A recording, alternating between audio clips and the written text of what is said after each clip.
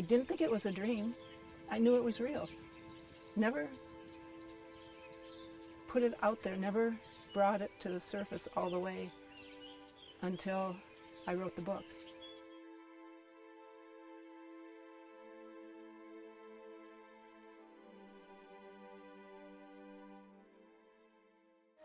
One of our greatest and most glaring deficiencies is the failure of us in this country to give high priority enough to scientific education and to the place of science in our national life. What the world needs today, even more than a giant leap into outer space, is a giant step toward peace.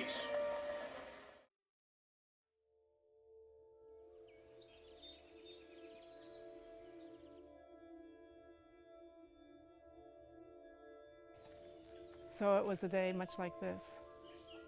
And my brother and I ran outside like we always do to play. But we were playing, just the two of us. The air stopped moving and the buzzing, you know, the insects, when it's hot like that, the insects just buzz and there was high-pitched noises and the buzz, they were buzzing around my face. And all of a sudden that just stopped. And then I became aware that somebody was standing behind me. And I was fearful of who it might be behind me. And I had decided I was going to turn around and look.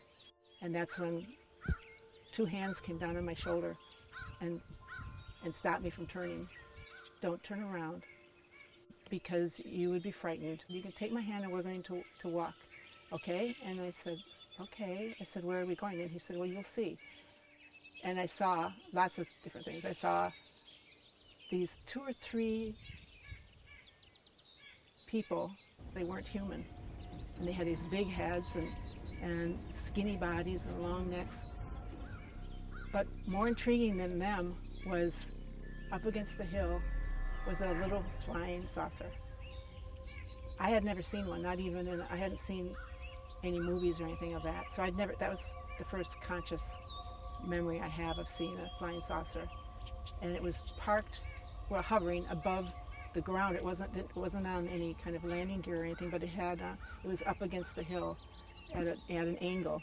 So we went over to the ship and we went underneath it, and he just stood there behind me with his hands on my shoulders, and he stood behind me, and then this blue light came down and swirled around us, and we just moved up into the ship. But you didn't feel the movement, you just were there, you just kind of were there. And then I was in the ship, and we took off. Before I knew it, we were out in darkness. He said, I want to show you something. And he took me to a part of the ship, toward the back, I think, or something, and it had a big viewing window. And he said, look out here. And he said, there's Earth. And he showed it to me, and it was like you see in the pictures. It was just beautiful blue with the white swirling clouds, and she looked so fragile. The earth filled up most of the window. And then, I'm going to get emotional, and then all of a sudden we were looking at it, and I was pretty little, but I understood what I was seeing. I was seeing the continent of the United States, the westernmost part of it. And all of a sudden, I could kind of see like the water in the ocean seemed to rise up just of its own accord. I had no idea why that would do that, and it just seemed to rise up, and it created like a wall, and it moved really fast. It all happened very fast, and it just moved in, and then the coastline was just engulfed in water, and the water just kept moving in.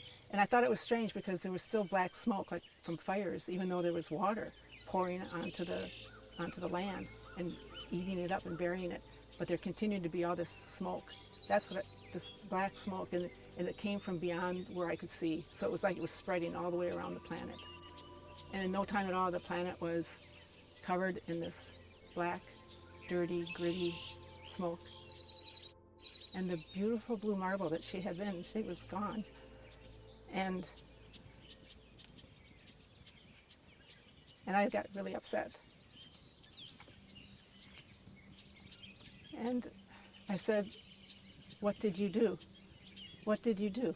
I said, my family is dead now. I got really mad at him, and I turned to him and I said, why are you telling me this? Why are you showing me this? I said, what am I supposed to do? What am I supposed to do about this? I said, you need to go to the president. You need to talk to somebody who has power and can do something about this. I said, I can't do anything. I'm just a little girl. And I was so angry at him. And he knelt down in front of me, or didn't kneel down, he stood in front of me, but he got down lower. And he put his hands on my shoulders again, and he looked into my eyes, just inches from my face. And he said, Sherry, he said, it starts with one. It starts with one.